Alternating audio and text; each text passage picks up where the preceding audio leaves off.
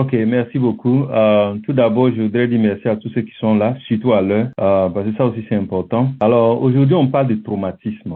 Ok, c'est un terme qui est un peu quand même vulgaire parce que c'est utilisé un peu partout et tu m'as traumatisé ainsi. Mais en réalité, ça aussi une définition technique dans le domaine médical.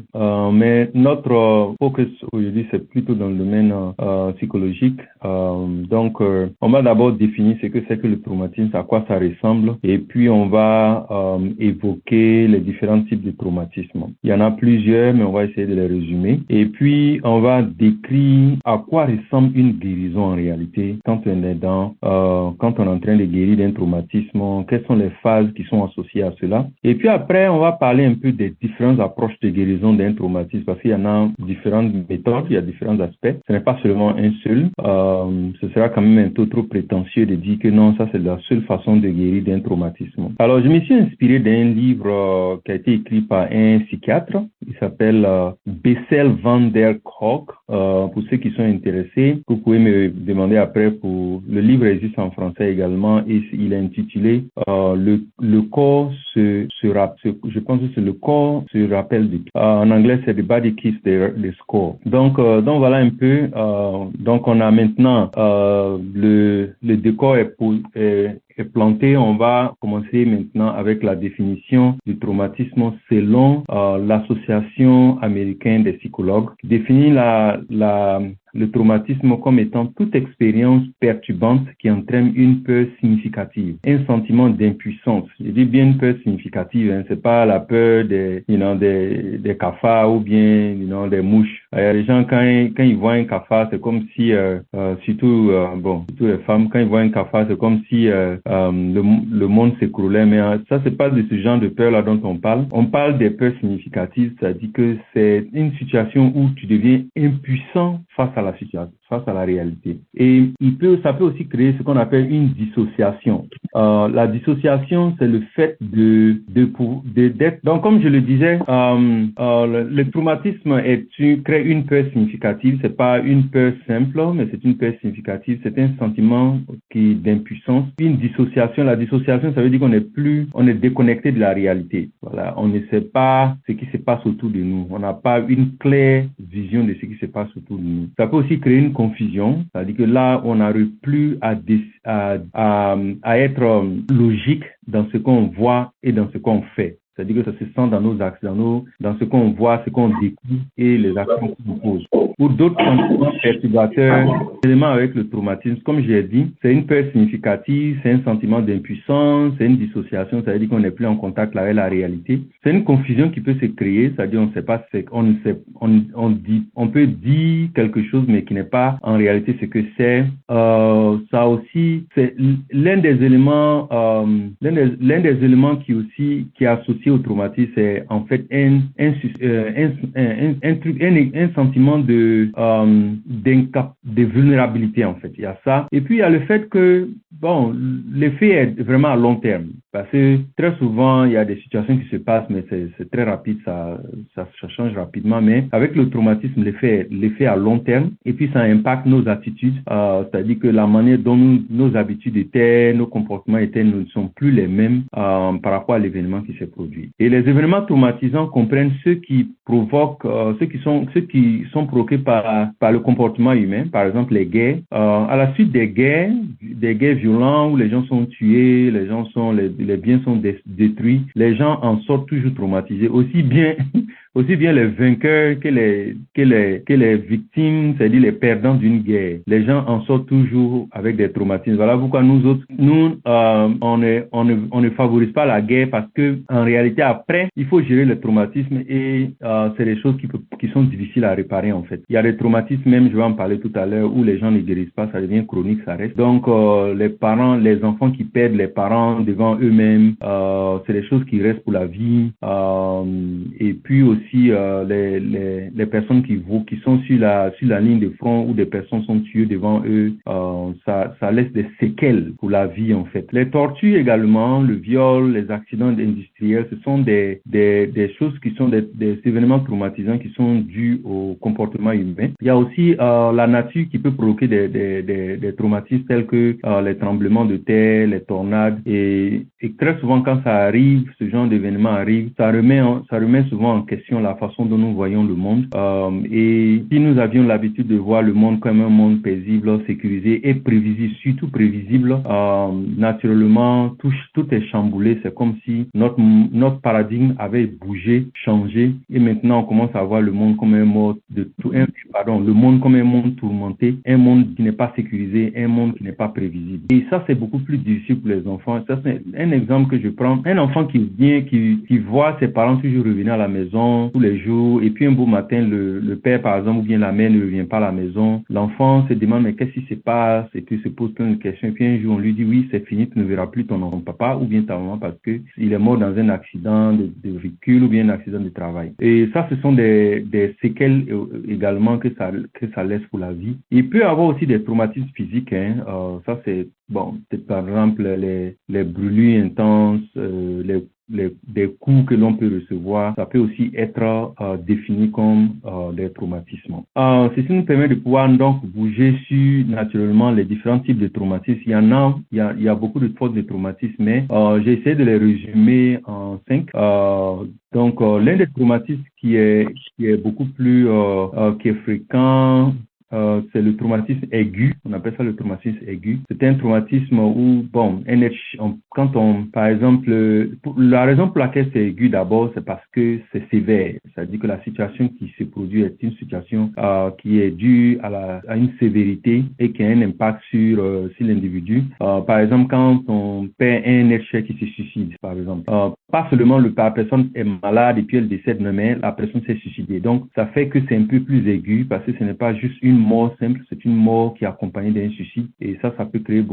ça peut créer un traumatisme aigu. Ou bien, par exemple, un accident violent qui se produit sur nos yeux avec une personne que nous connaissons, que nous aimons, qui est impliquée là-dedans. Ou bien, par exemple, l'un des éléments qui est pris en général comme l'exemple que vous pouvez peut-être tous vous-même rappeler, c'est les événements du 11 septembre.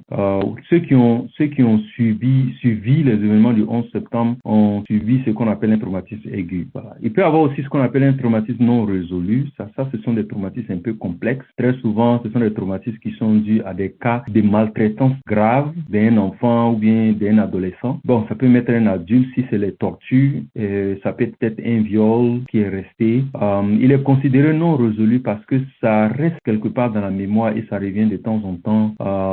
Et très souvent, partager ce traumatisme avec un thérapeute est nécessaire et important. Ça peut aider à atténuer la douleur, mais très souvent, ça reste irrésolu parce que la victime devra souvent apprendre à vivre avec le stigma pour le restant de sa vie. Et ce qu'on conseille très souvent aux gens, c'est de changer de regard sur la blessure qui s'est posée, sur le traumatisme, afin de pouvoir prendre la vie, comme on le dit généralement, du bon côté et pouvoir avancer. Et à ce qu'on appelle très souvent aussi les traumatismes anticipés, c'est-à-dire c'est perdre un être cher,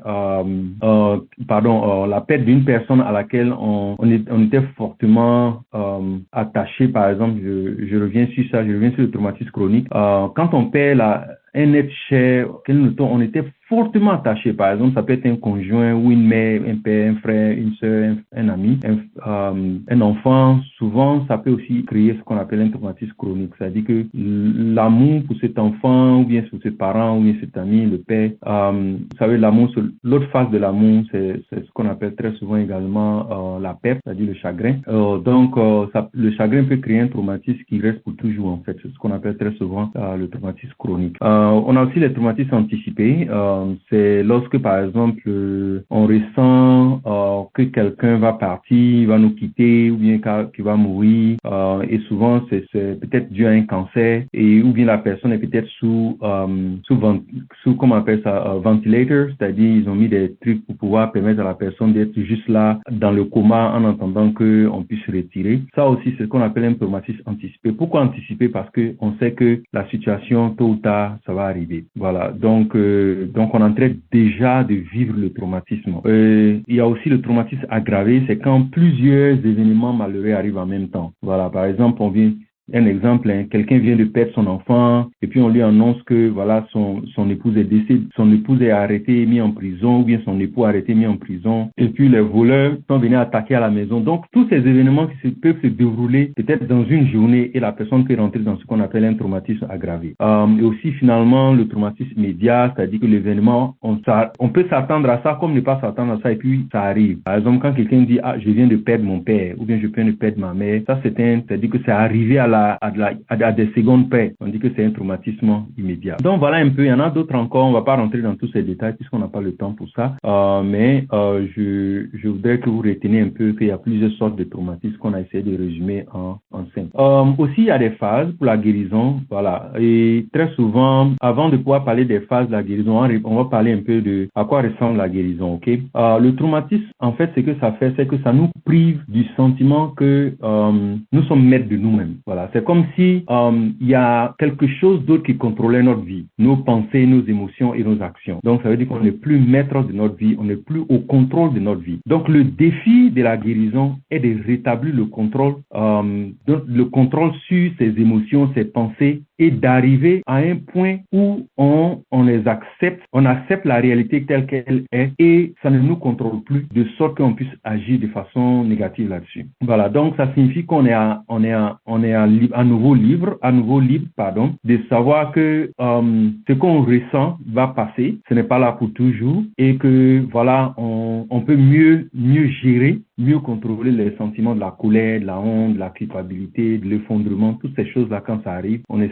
conscient de cela et on peut mieux gérer. Donc pour la plupart des gens, le processus implique de retrouver un moyen de devenir calme et concentré, d'apprendre à maintenir ce calme-là en réponse des images qui viennent dans la tête. Par exemple, souvent il y a des gens, par exemple, quand ils sont dans un accident et puis dans l'accident, par exemple, c'est grave, les gens pleurent, le sang coule partout. Très souvent, même après, plus tard, les mêmes images peuvent revenir dans la tête et puis souvent même les gens peuvent entendre les pleurs qu'ils avaient entendus souvent 2 ou 3 mois avant quoi. Donc ça peut aussi créer des sensations fortes, la sensation un peu c'est le physique quoi, des sensations fortes qui ramènent les gens dans le passé et de trouver un moyen d'être pleinement présent et s'engager avec les gens autour de nous est important et ne pas avoir à garder des secrets qui nous torturent, qui nous rongent est aussi vraiment un élément important.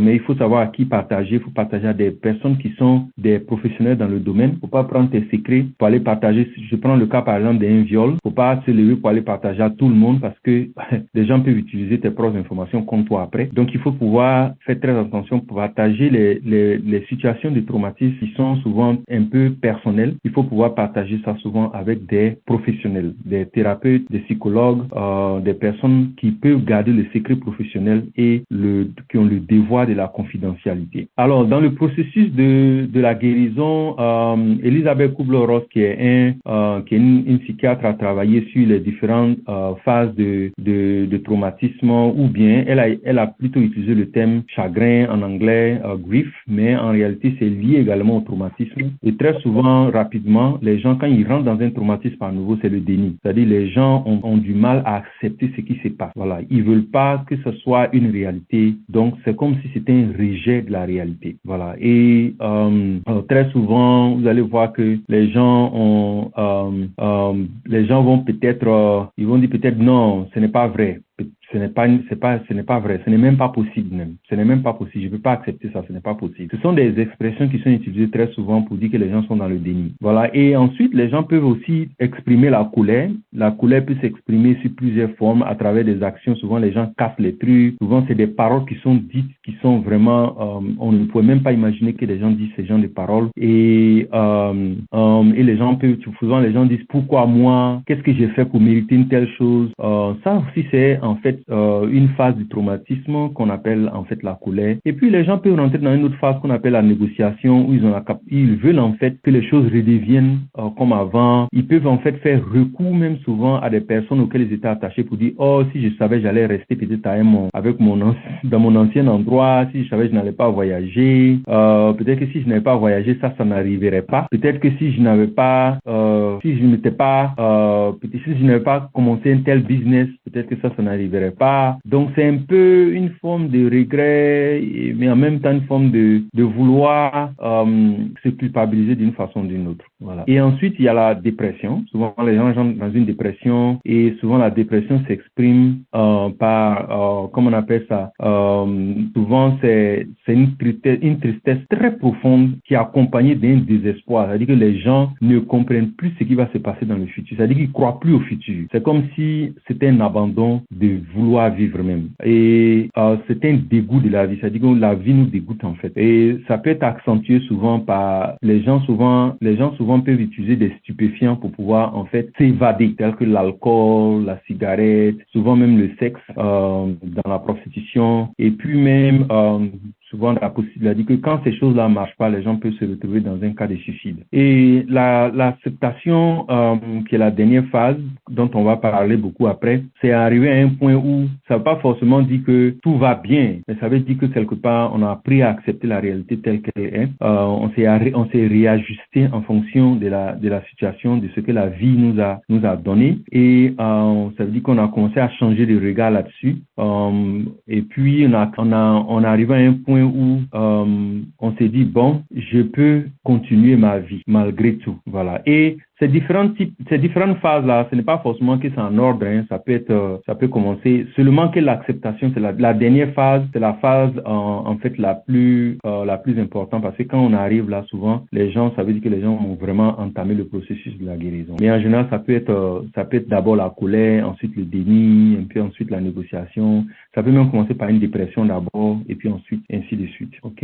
Alors, parler de traumatisme souvent commence avec des expressions telles que qu'est-ce qui s'est passé pendant la guerre, essaie de nous raconter ce qui s'est passé, ce que tu as vu, ce que tu as subi. Et donc, très souvent, les gens, quand ils sont quand ils commencent à en parler, souvent, ça c'est accompagné de larmes. Et voilà, et tout ça, ça fait partie du processus de guérison. Et souvent aussi, ce sont des cas sensibles où c'est des membres de la famille qui ont abusé de quelqu'un. Et ça, c'est très souvent très difficile d'en parler. Et ce qu'il faut comprendre, c'est que le traumatisme n'est pas seulement de raconter l'histoire. Le traumatisme n'est pas seulement l'histoire. Ce sont aussi les émotions qui accompagnent en fait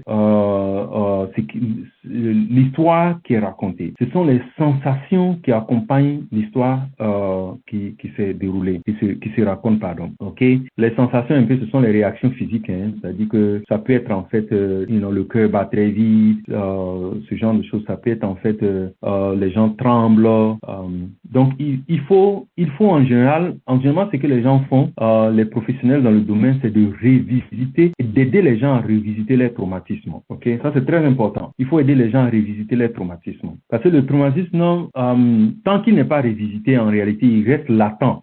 Mais en réalité, il reste latent, mais il a un pouvoir sur nous, il nous contrôle, et ça peut éveiller des situations à tout moment. Donc, et aussi, il faut faire attention. Voilà pourquoi il faut faire attention, parce que le traumatisme ne doit pas être revisité lorsque on n'est pas en sécurité. Voilà. Et on ne se sent pas en sécurité avec la personne avec laquelle on est en train de converser. Parce que en essayant de le faire dans une situation où on n'est pas en sécurité, ça peut en fait aggraver la situation. C'est-à-dire que c'est comme si on revivait la situation telle que ça s'est passé dans le passé. Le plus important est de trouver des moyens pour faire face au sentiment d'être submergé par ces sensations-là et ces émotions associées au passé violent et traumatisant. Alors ça, c'est un élément, de plus en plus avec la neuroscience, les gens ont commencé à étudier le cerveau humain et se sont rendus compte que le cerveau droit et le cerveau gauche ont un rôle à jouer dans le traumatisme et dans la guérison du traumatisme. Le cerveau droit, la partie du cerveau droit qui est appelée très souvent le dorsolatéral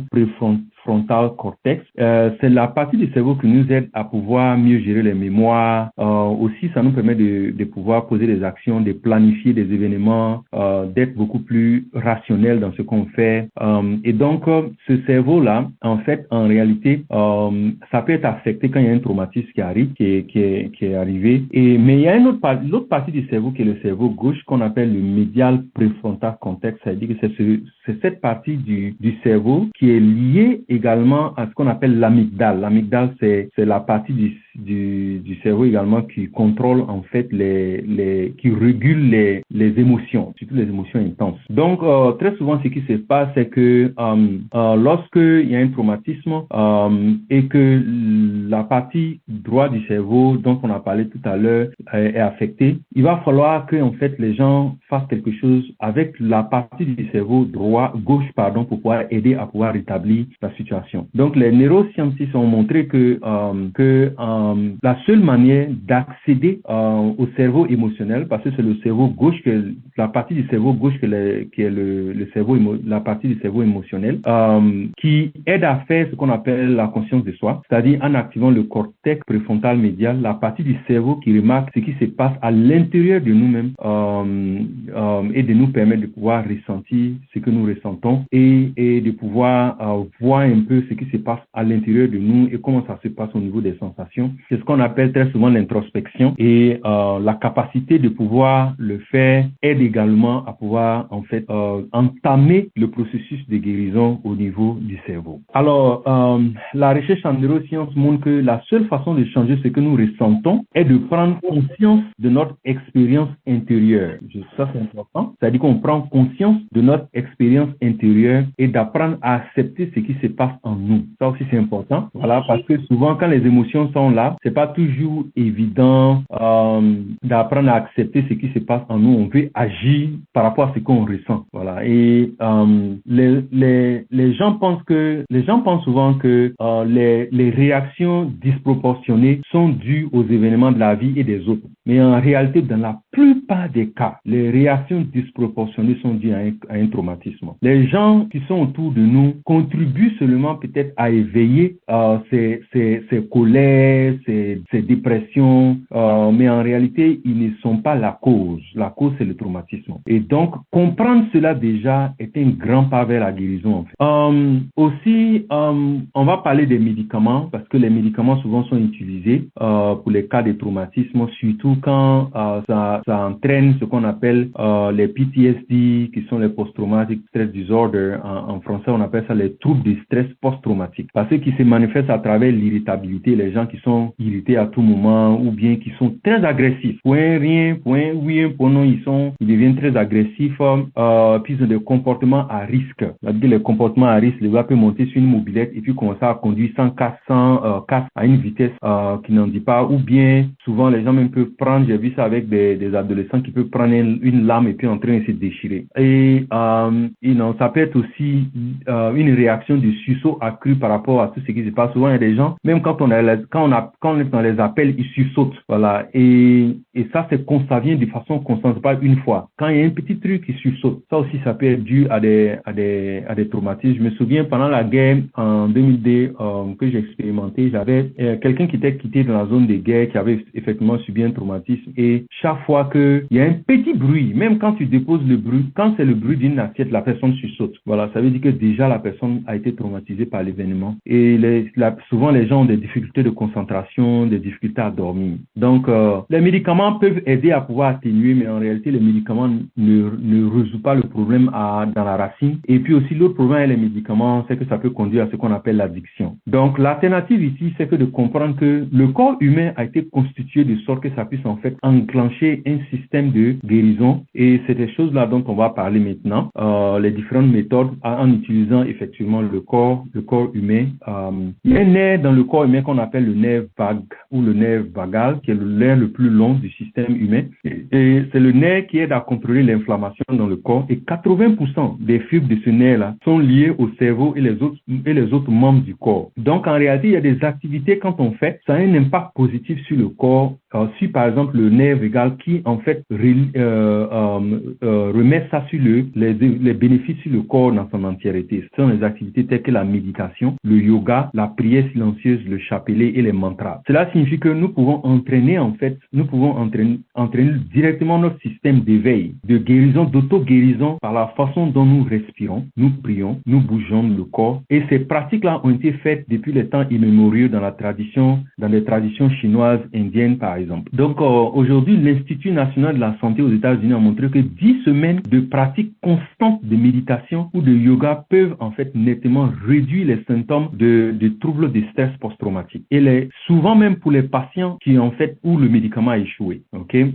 Donc qu'est-ce qui se passe très souvent quand on enclenche en fait le processus de méditation, de yoga? C'est ce qu'on appelle très souvent la conscience de soi. La conscience de soi est au cœur de la guérison d'un traumatisme. Par exemple, les personnes traumatisées vivent avec des sensations souvent très insupportables, c'est-à-dire des chagrins insupportables. Ça se manifeste souvent par des maladies psychosomatiques. Les maladies psychosomatiques sont des maladies où on sent une douleur dans le ventre ou dans la poitrine, des maux de tête qui ne finissent jamais, qui sont des maux de tête persistantes et pernicieuses. Et on fait tous les examens, mais on ne voit rien. Souvent, après tous les examens, quand on ne voit rien, les gens se disent, mais qu'est-ce qui se passe? En réalité, c'est ce qu'on appelle les maladies psychosomatiques. Ça veut dire que c'est dû à des traumatismes et ces traumatismes-là ont laissé des séquelles au plan psychologique qui affectent le corps physique, mais qui n'est pas forcément une maladie en tant que telle du corps, une maladie physique en tant que telle. Donc, le rejet de ces émotions, de ces sensations dans notre corps augmente notre vulnérabilité et à être submergé par elles et à créer ce qu'on appelle très souvent les maladies psychosomatiques. La conscience corporelle,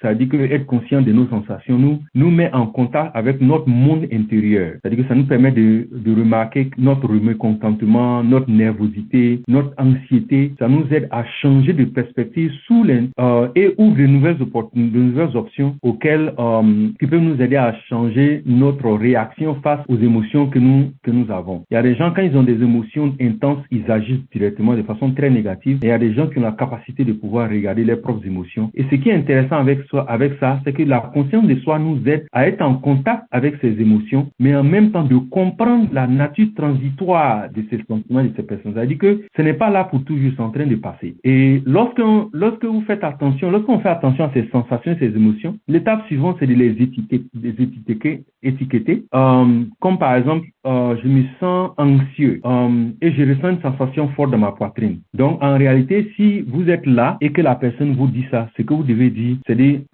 prends un moment, prends une inspiration profonde, une expiration profonde et essaie de remarquer ce qui se passe en toi. Et attends. Et souvent, lorsque les gens ont envie de pleurer, il faut les laisser pleurer. Je sais qu'on vit dans une société où pleurer, ça ressemble un peu à la faiblesse, mais en réalité, de l'autre côté des pleurs, c'est que les pleurs sont thérapeutiques. Souvent, quand on a traversé des moments difficiles, il est important de laisser les gens, quand ils commencent à parler et qu'ils sentent qu'ils ont envie de pleurer, de les laisser pleurer et de ne pas les interrompre quand ils pleurent. Parce que ça fait partie du processus de guérison. Alors, la pratique de la conscience de soi calme le système nerveux sympathique de sorte que vous êtes moins susceptible d'être projeté dans la réaction d'attaque ou de fuite. Il y a des gens, dès qu'une situation arrive, ils deviennent violents ou bien ils coupent la relation. Ça aussi, ça peut être dû à des traumatismes. C'est pas toujours le cas, mais ça peut être dû à des traumatismes. Donc, apprendre à observer et à tolérer nos réactions physiques est une condition préalable pour revisiter le passé avec sécurité et sérénité. Et si on ne peut pas tolérer ce que nous ressentons dans le moment présent, ce n'est pas toujours conseillé de repartir dans le passé parce que ça peut en fait créer l'effet boomerang, c'est-à-dire l'effet contraire. Donc, il a été démontré que la conscience de soi a un effet positif sur de nombreux symptômes psychiatriques, psychosomatiques liés au stress, notamment la dépression, la douleur chronique. Et il a un effet étendu sur la santé physique en général parce que ça améliore le système immunitaire, la tension artérielle et même le niveau de cortisol, c'est-à-dire l'inflammation dans le corps. Il a également été démontré qu'il active les régions du cerveau, j'en parlais tout à l'heure, impliquées dans la régulation des émotions et entraîne des changements dans les régions liées à la conscience corporelle et à la peur. Maintenant, les chercheurs de Harvard, Britta Hossel et Sarah Lazar ont montré que la pratique de la conscience de soi régularise même l'activité du détecteur de fumée dans le cerveau, de l'amygdale, l'amygdale, où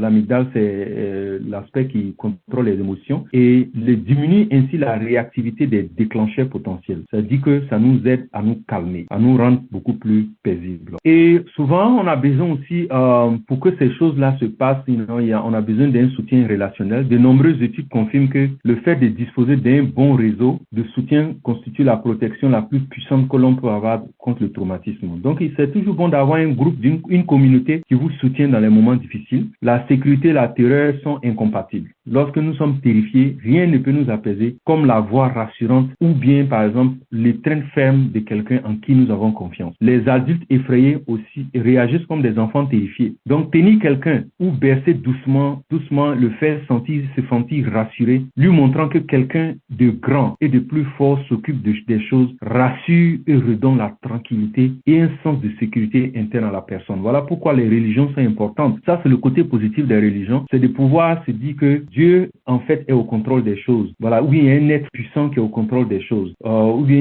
il y a un pouvoir au-delà de moi qui est au contrôle des choses. La spiritualité ou la religion, bien sûr. Donc, après un traumatisme aigu comme une agression, un accident, une catastrophe naturelle, les suivants ont besoin de présence de personnes, de visages et des voix familiers, des contacts physiques, de la nourriture, de l'abri, des lieux sûrs et même du temps pour dormir, pour pouvoir se reposer afin de mieux se rétablir. Nos liens d'attachement sont notre plus grande protection contre la menace des traumatismes. Par exemple, des études ont montré que pendant la Deuxième Guerre mondiale, en Angleterre, les enfants qui sont restés avec leurs parents lorsqu'on était en train de bombarder l'Angleterre et les enfants qui ont été retirés et qui ont laissé leurs parents sur place et qui sont retirés pour les envoyer dans des endroits beaucoup plus safe. Après des études, les gens se sont rendus compte que les enfants qui ont laissé leurs parents derrière, qui sont allés dans des endroits beaucoup plus sécurisés, ce sont ces enfants-là qui ont subi en fait beaucoup plus de traumatismes que les enfants qui sont restés avec les parents même pendant qu'on était en train de bombarder les coins autour. Voilà. Donc, pour dire que le fait de se sentir avec ses parents, ses amis proches, des personnes que nous aimons, en réalité nous aide à mieux guérir rapidement du traumatisme que d'être séparés en fait des personnes que nous aimons. Alors, aussi, tout ce qu'on est en train de dire, le conseil, c'est vrai,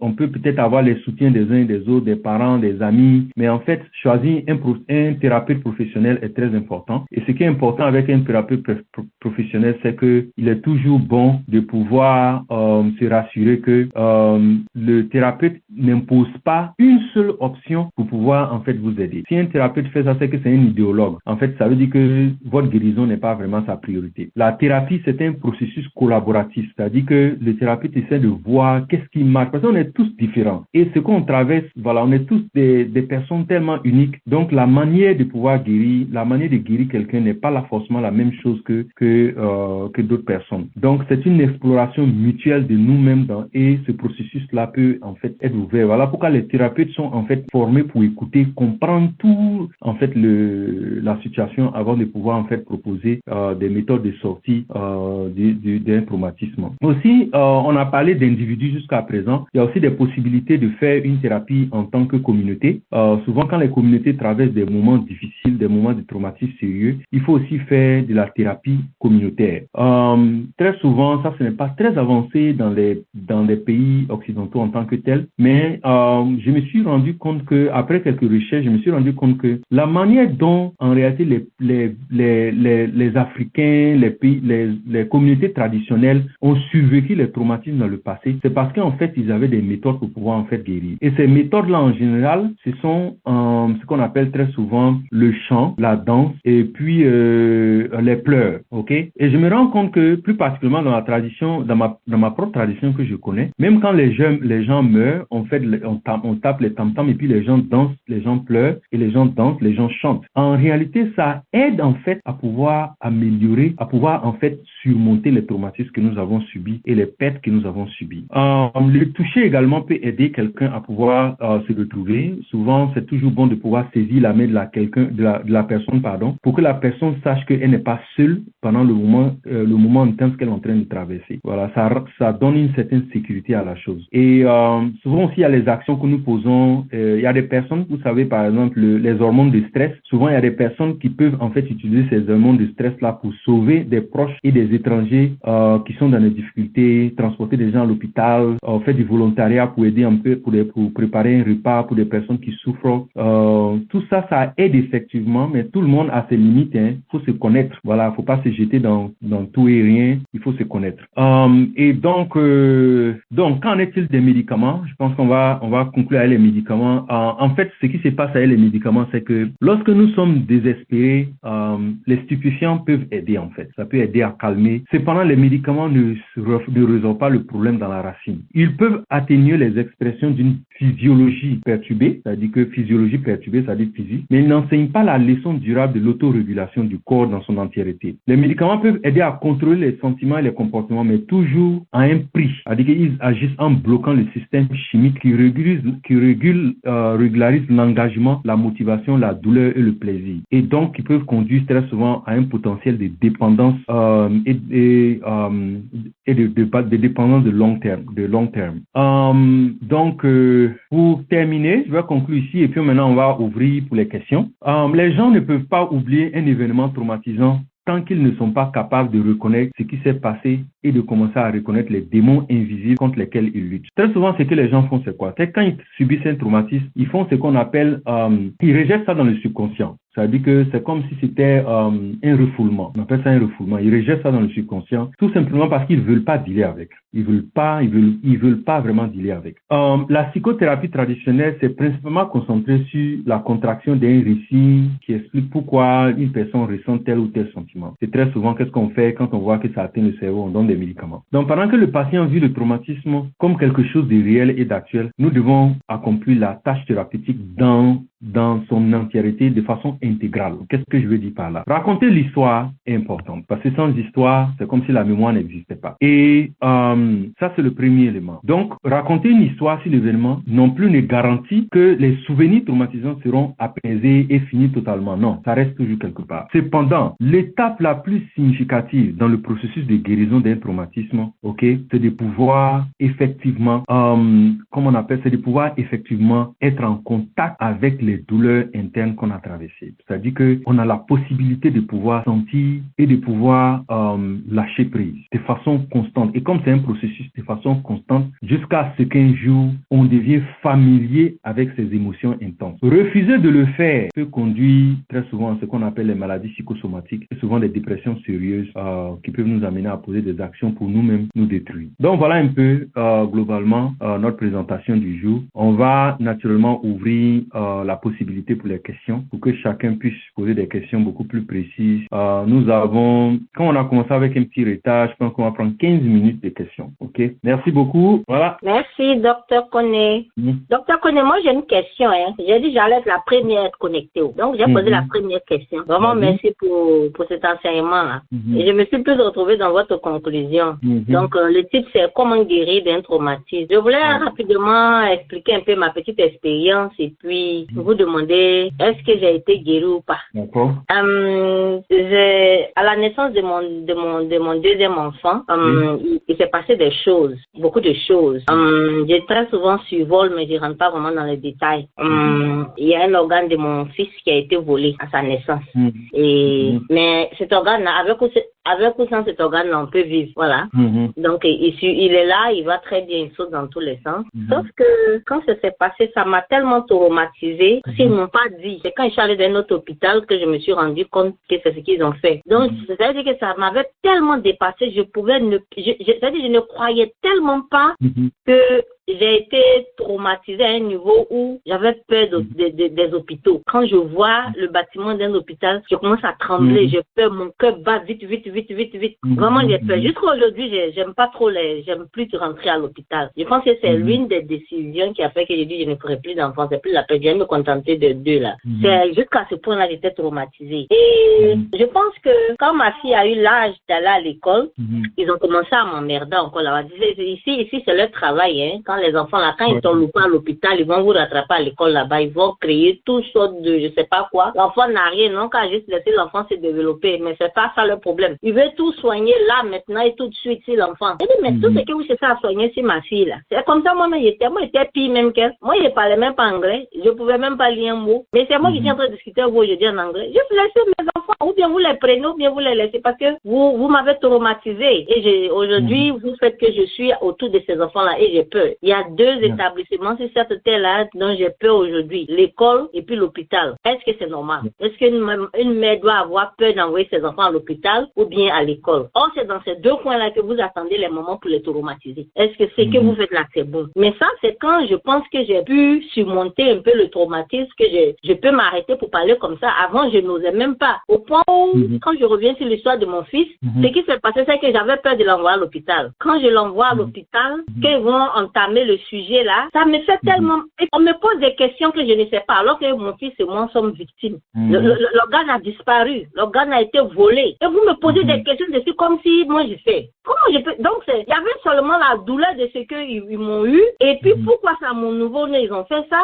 Donc, vraiment, ça faisait que quand je vais à l'hôpital, on me disait, ok, c'est déjà fait, c'est déjà arrivé, maintenant il faut se concentrer, on doit soigner l'enfant, j'avais toujours peur. Donc, je suis restée pratiquement 1 an et demi, voire 2 ans à la maison avec mon fils. Je n'ai plus jamais mis mon pied à l'hôpital avec lui, je me suis débrouillée avec lui à la maison. Parce que quand j'ai essayé, ils m'ont plutôt prescrit un antibiotique à mon fils. C'est-à-dire, ils ont prescrit des antibiotiques que mon fils doit prendre presque toute sa vie. Il dit, mais l'antibiotique là, c'est pour détruire l'autre organe qui reste là, ouais, c'est quoi? Et comme consentement, je donnais le médicament à mon fils et quand il était encore bébé, l'enfant a tapé le médicament et puis s'est versé à plusieurs reprises. J'ai dit, ah, c'est un signe quoi. Donc finalement, j'ai compris que je devais arrêter de donner ces trucs-là à mon fils. Et mon mari aussi avait fait un rêve. Il a vu que mon fils et moi on était en danger, mais on ne savait pas que notre bourreau, même c'est c'était au médecin à qui on parlait. Et tout ça c'était vrai. Donc du coup, je sais pas si c'est moi qui devenais folle. Vraiment, j'avais atteint un niveau où je sais pas, mais comme je le disais, quand je vois à l'école, j'ai peur. Quand j'entends rentrer des classes, j'ai peur. Quand je vois au hôpital, j'ai peur. Quand je vois une femme même qui est enceinte, j'ai peur. Vraiment, j'étais à un autre degré, quoi. Et je pense que j'ai tourné avec cette histoire-là jusqu'à un jour, après les 2 ans que j'ai fait à la maison sans envoyer mon fils à l'hôpital concernant ces sujets-là. Je l'envoyais faire des vaccins, mais ce spécialiste qu'on m'envoyait d'aller voir, je suis jamais allée le voir. Je n'allais jamais le voir. Un jour, j'ai dit, bon, je pense que 2 ans après, c'est passé. Non, attends, j'ai parti voir parce qu'il faut bien que quand même, parce que je me pose tellement de questions, il faut que j'aille comprendre ce qui se passe avec l'enfant. Dans tous les cas, l'enfant se développait bien. Il ne montrait aucun signe de malaise. Mais je suis partie avec lui. Dès que je suis rentrée à l'hôpital, dès que j'ai vu le docteur est rentré dans la salle, il veut commencer à parler. J'ai dit, j'ai commencé à trembler encore. J'ai dit, Aïcha a tremblé, même mes petits. J'ai tremblé jusqu'à je trouvais mon fils pour sortir. Je n'ai pas pu écouter le docteur. J'ai fui de l'hôpital.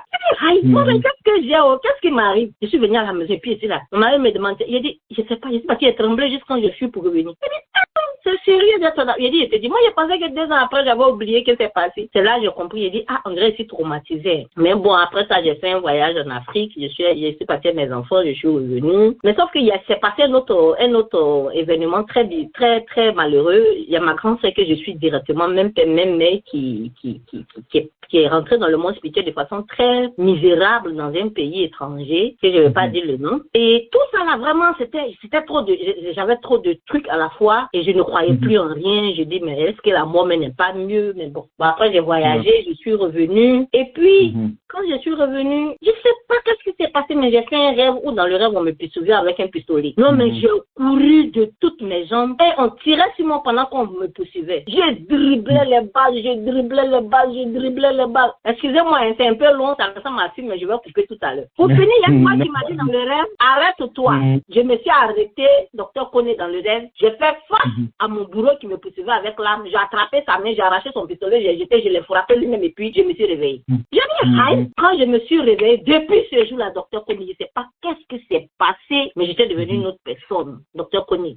J'étais devenue une autre personne. Je ne sais pas vraiment, après ça, là, je n'ai plus jamais eu peur dans ma vie. Quelques jours, quelques semaines après, j'ai soulevé mon fils de partir à l'hôpital. Je suis allé m'asseoir devant le docteur, le spécialiste, et dit, voilà mon enfant, soignez-le. Dites-moi c'est qui là. Et je n'ai pas eu peur, je suis restée, ils ont parlé, ils ont fini de parler, j'ai échangé avec eux, j'ai pris note, je suis rentrée chez moi. La rentrée a suivi, j'ai accompagné ma fille à l'hôpital, à l'école, je l'ai inscrite. Bizarrement, mais j'étais prête à tout affronter. Je n'avais plus peur. J'ai décidé de faire face à quoi que ce soit, qui que ce soit. Vraiment, j'avais décidé, j'ai dit, j'en ai marre, je ne suis plus. Et donc, c'est comme ça, pour que la longue story short. Je ne sais pas si j'ai été guérie de mon traumatisme, mais vraiment, après ça, j'ai fait beaucoup d'exploits, beaucoup d'exploits. Et je n'avais plus peur de parler de ça ou d'affronter. Je n'ai plus peur des écoles, je n'ai plus peur des hôpitaux. Voilà. Merci, docteur. Est-ce que je suis guérie ou bien j'ai été traumatisée?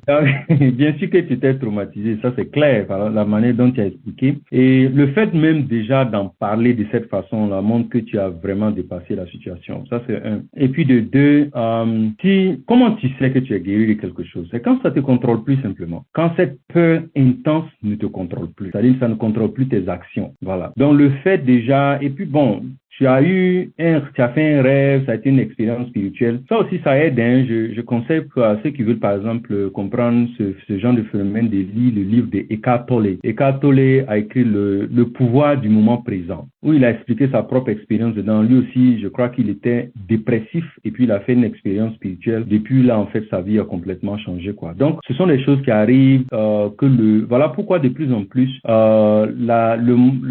les psychiatres ont commencé à s'ouvrir à la spiritualité.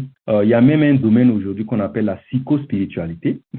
C'est intéressant. La psychospiritualité, parce que les gens ont compris qu'il y a des phénomènes qui dépassent en fait la science elle-même et qui sont au-delà de la science. Donc, on a besoin d'intégrer dans le processus de la guérison de l'être humain. Alors, donc, en tout cas, merci d'avoir eu le courage même de partager ton expérience avec tout le monde ici. Ça aussi, c'est un élément de guérison. Voilà. C'est un élément de guérison. C'est-à-dire que c'est quand on a la force et le courage nécessaire d'en parler librement. OK? Et puis aussi, c'est quand on se rend compte qu'on n'est plus contrôlé par la chose.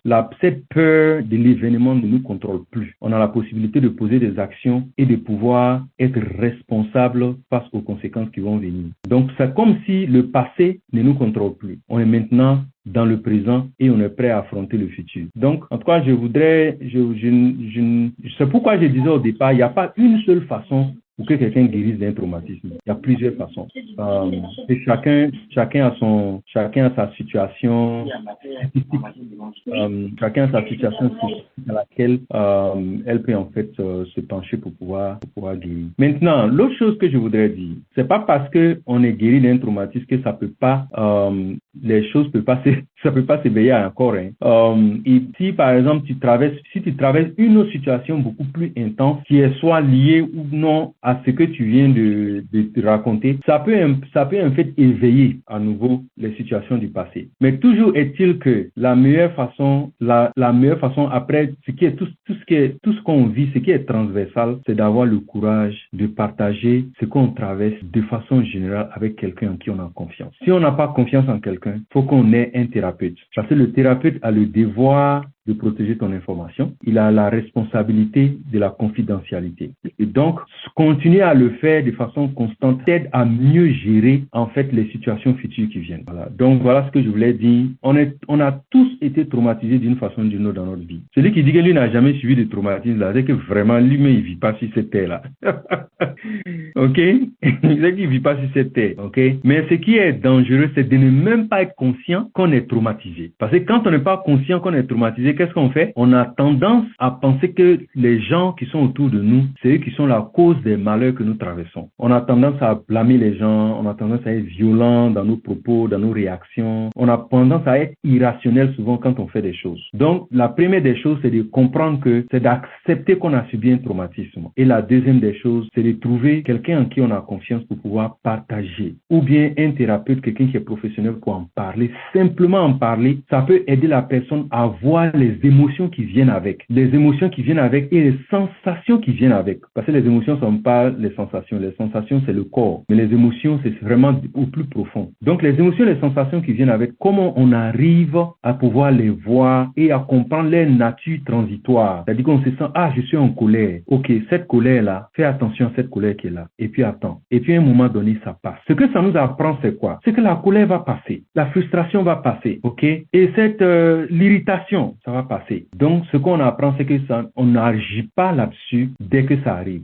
Parce que dès qu'on agit, on crée en fait un cycle qui fait que ça va se répéter. Bon, j'ai été un peu long, mais pour la réponse, mais voilà un peu ce que je peux dire par rapport à ça. Pour ceux qui sont, j'espère que tu as été satisfaite, Charline. Pour ceux qui sont venus après, vous pouvez poser vos questions dans le chat box aussi, dans le chat. Et puis, voilà, on a encore 10 minutes de questions, voilà, et réponses. Vous pouvez ouvrir votre micro et poser votre question. Félicité, vas-y. Est-ce que ton micro est ouvert? Oui, allô, vous m'entendez? Oui, on t'entend très bien. Ah, voilà, mon micro est ouvert. Bon, oh, j'ai écouté on va dire quoi, ton exposé, c'est vraiment bien. Tu as parlé un peu de méditation. Oui. Voilà, donc en quoi est-ce que la méditation peut aider quelqu'un qui a subi un traumatisme? Et comment est-ce qu'il doit pratiquer cette méditation-là? D'accord. Ok. Merci beaucoup. C'est une très bonne question. En général, la méditation s'apprend avec quelqu'un. C'est toujours bon parce que ce sont des pratiques. Voilà. La méditation, c'est difficile d'apprendre la méditation dans les livres. Ok. Donc, il faut toujours avoir quelqu'un qui s'y connaît, avec qui tu vas apprendre. Ça, c'est la première des choses. La deuxième des choses, c'est que qu'est-ce que la méditation fait? La méditation, ça nous permet de développer la conscience de soi. La conscience de soi, c'est quoi? C'est quand on devient maintenant, c'est-à-dire quand on a la capacité de voir, voir pas avec les yeux, voilà, voir avec la conscience. On appelle ça en anglais self-awareness. Quand on a la capacité de voir nos émotions et de comprendre que ces émotions-là sont des passages. J'ai dit ça tout à l'heure, ça veut dire que de comprendre que les émotions ont une nature transitoire. Donc, par exemple, quand on est assis et qu'on prend on est en train d'inspirer et expirer, c'est que c'est parce que les pensées viennent et on se rend compte qu'une pensée vient et puis cette pensée-là s'en va. Une autre pensée vient et puis la pensée s'en va. Et puis il y a une émotion qui vient, l'émotion s'en va. Il y a une autre émotion qui vient. Et puis après, au fur et à mesure, on commence à s'habituer que les pensées et les émotions sont des passages. Okay? Et puis quand les pensées et les émotions sont des passages, ce qui reste, c'est paisible, c'est tranquille, c'est serein et c'est patient. C'est ce que les chrétiens ont appelé les fruits de l'esprit. La méditation aide à développer les fruits de l'esprit. Si vous prenez, peut-être pour ceux qui sont chrétiens, que vous regardez les fruits de l'esprit, vous allez voir que les fruits de l'esprit, c'est la patience, c'est l'amour, c'est la paix, c'est la tranquillité. Ce sont ces choses-là qui se développent en vous quand vous pratiquez la méditation. Et c'est ça, en fait, qui vient pour pouvoir mieux maîtriser les événements transitoires tels que la colère, la frustration, les pensées négatives et autres, tout ça. Donc, voilà un peu ce qui se passe. La première des choses, il faut de toute façon, comme moi-même, je suis un formateur en méditation, on aura l'occasion de travailler là-dessus, n'est-ce pas? Ok, merci. Il n'y a pas de quoi. Le traumatisme a des phases, voilà. Il y a des cas qui sont beaucoup plus sévères que d'autres. Mais ce qui est plus important, c'est de comprendre que, en fait, on peut guérir d'un traumatisme. Il faut pouvoir vraiment l'accepter. Oui, Jean, vas-y. Bonsoir, docteur. Comment vas-tu? Vas-y. Merci, docteur, pour la présentation. Je voudrais poser une petite question. Voilà. Par exemple, vous vivez avec quelqu'un. Et puis, à un moment donné, vous avez l'impression que vous ne vous sentez plus trop à l'aise avec cette dernière-là. Et voilà, parce que le comportement de la personne gêne beaucoup, ça dérange. D'accord. Voilà. Vous êtes beaucoup blessé, vous êtes traumatisé par la réaction de cette personne. Maintenant, vous consultez par exemple quelqu'un, vous aidez et puis ça passe. Mais chaque fois que vous voyez la personne, les choses reviennent. D'accord. Puis à un moment donné, vous avez l'impression même que le circuit ne passe plus entre vous et puis cette personne-là, malgré l'effort que vous faites. Bon, comment guérir ça? Parce qu'on se dit que ça va, voilà, après avoir expliqué à quelqu'un, et puis apparemment c'est fini, c'est traité. Mais dans le temps, la présence de la personne-là réveille la même situation. Et puis, voilà, ça dit les mêmes émotions reviennent, je veux dire. Ok, je comprends. comprends un peu. Je comprends ce que c'est. On peut gérer ça ici. D'accord. Gérer ça, en fait. Je vois, ok. D'accord. Je pense que tout dépend de vos relations, ok? Tout dépend de vos relations. Mais ce que je voudrais signifier ici, c'est que ce que vous ressentez, dans votre relation avec la personne, ce que vous ressentez n'est pas totalement dû à la personne. C'est-à-dire que ce gêne, ce dégoût, bien, voilà, ce sentiment de blessure que vous avez par rapport à ces réactions. C'est vrai que ces réactions sont là, ces réactions ont contribué. J'ai bien utilisé le mot contribuer.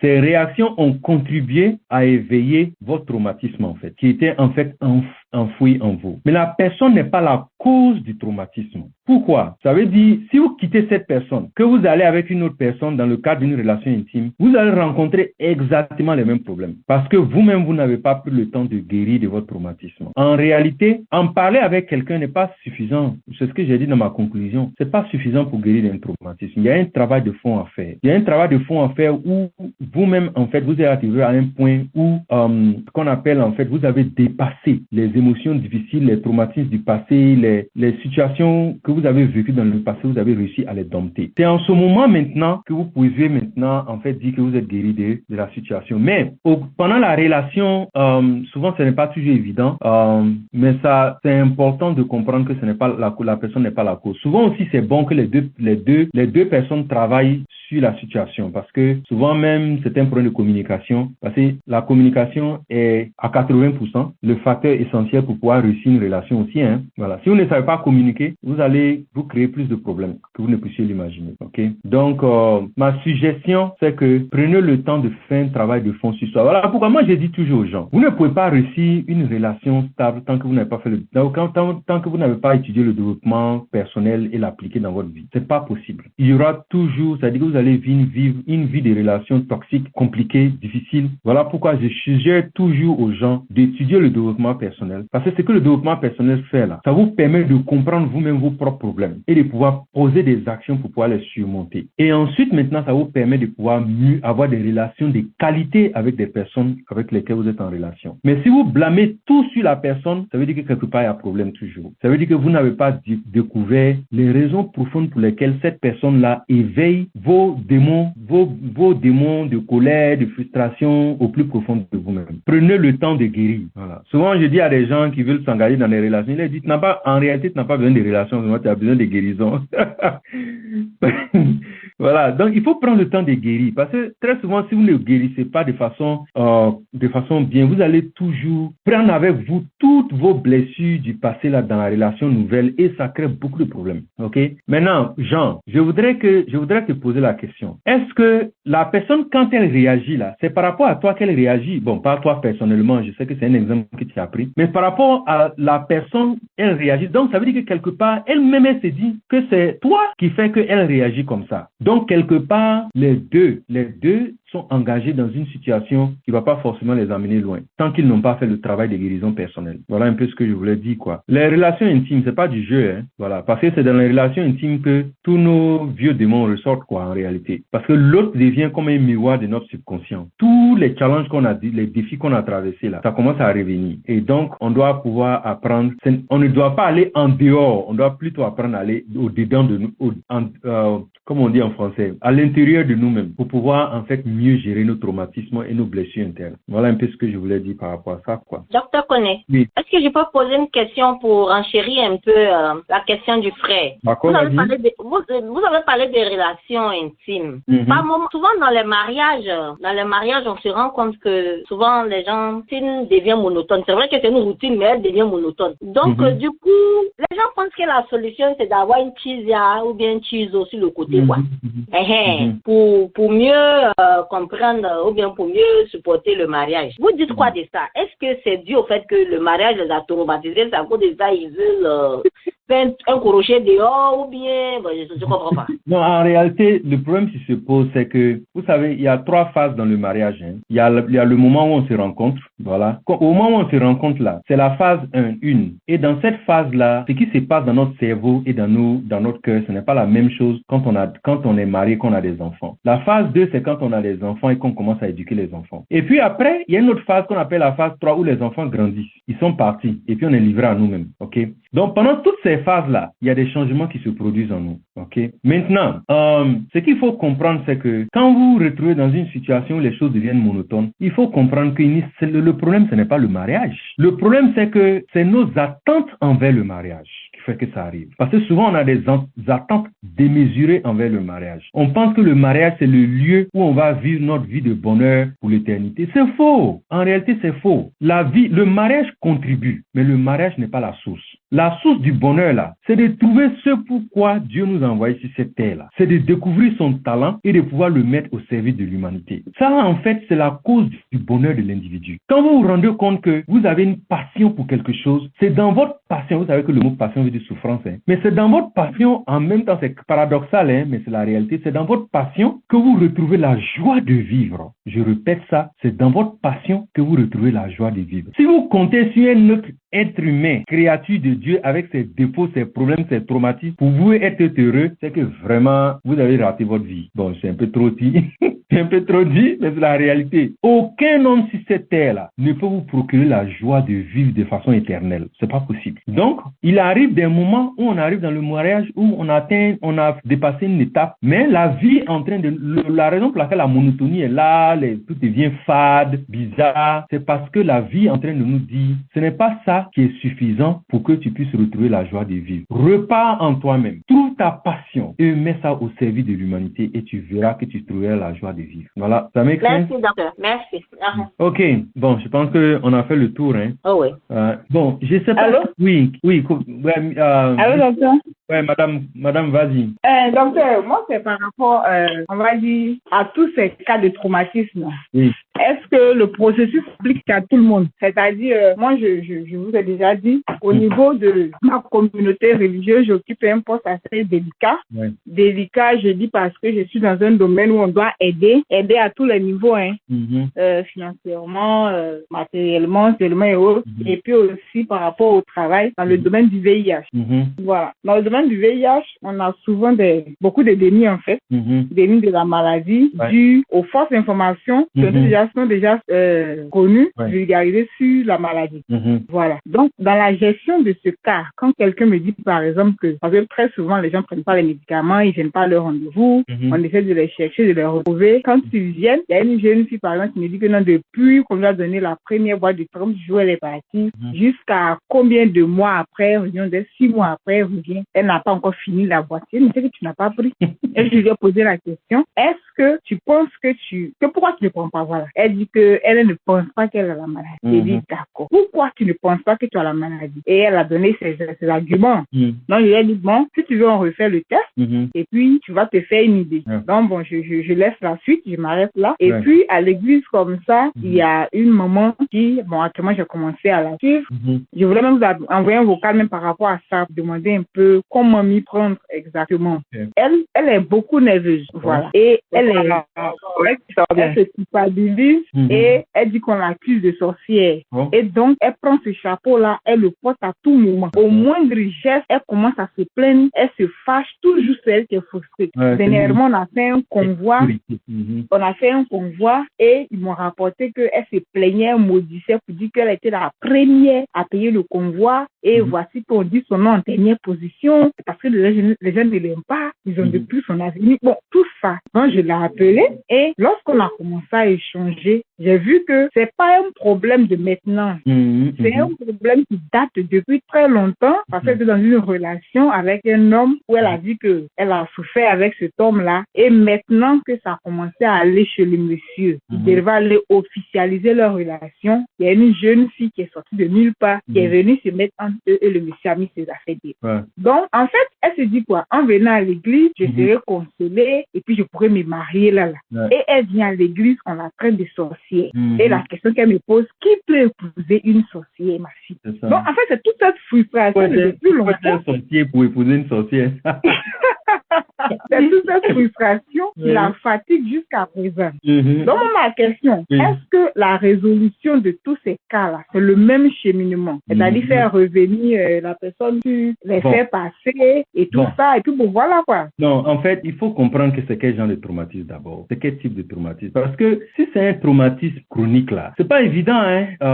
C'est pas évident du tout. Si c'est un traumatisme, parce qu'il y a des gens, c'est pas évident du tout. Parce que ça veut dire que forcer la personne a besoin de voir un thérapeute professionnel, c'est-à-dire un professionnel dans le domaine. Alors que on sait très souvent dans nos pays là, en Afrique, bon, la thérapie, les psychologues, c'est pas vraiment une culture, ça fait pas partie de notre culture en fait. Les gens se disent mais attends, je me suis pas malade, pourquoi y aller donner l'argent à un psychologue? Parce qu'il y a des cas, souvent c'est quand ça devient une situation où la personne devient folle, c'est-à-dire que la folie, que maintenant les gens prennent au sérieux. Mais ce que je voudrais te conseiller, c'est de vraiment écouter son histoire. Écoute son histoire de début jusqu'à la fin pour comprendre c'est quel type de traumatisme. À partir du moment où le type de traumatisme est décelé, est identifié, maintenant tu peux savoir où elle est dans la phase de traumatisme. Voilà. Ça veut dire que la phase est où? Si la phase est décelée en ce moment-là, tu vas voir que tu vas trouver maintenant les possibilités pour elle. Okay. Voilà. Parce que tant que le type et la phase ne sont pas clairement identifiés, c'est compliqué. C'est ça. Compliqué. Parce que, par exemple, il y a des personnes de ce genre-là, peut-être qu'elle est braquée sur le fait qu'elle doit forcément avoir un mari. Et c'est ça qui est la source de son bonheur. Et tant qu'elle n'a pas un mari, elle ne sera jamais heureuse, elle ne sera jamais OK. Mais il faut, le jour, elle va avoir un déclic et puis elle va comprendre que c'est pas le mari qui est la source de son bonheur et que la source de son bonheur peut venir d'ailleurs. Ça va naturellement changer son paradigme. Voilà. Donc, voilà pourquoi on a besoin de beaucoup plus de coach en développement personnel. Il y a trop de problèmes. Exactement. Les gens ont trop tellement de problèmes. OK. C'est vrai. Moi-même, là, je suis prêt à former les gens gratuitement même, pourvu que ça puisse aider l'humanité. C'est ça. Okay. C'est ça. Parce qu'on a une seule vie. Cette vie-là, c'est celle-là. Dès que c'est fini, c'est fini. Voilà. Donc, les gens doivent vivre au moins un petit bonheur sur cette terre-là, avant de partir, quoi. OK.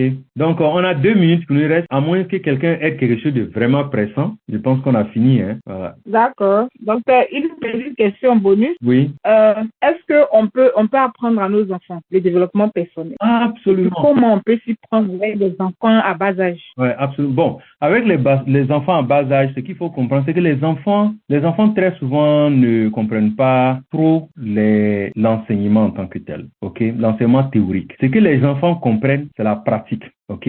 L'un des principes du développement personnel, par exemple, c'est le principe de la restauration, n'est-ce pas? Quand l'enfant commet une erreur, je prends un exemple banal, quand l'enfant commet une erreur, comment tu lui enseignes le principe de la restauration?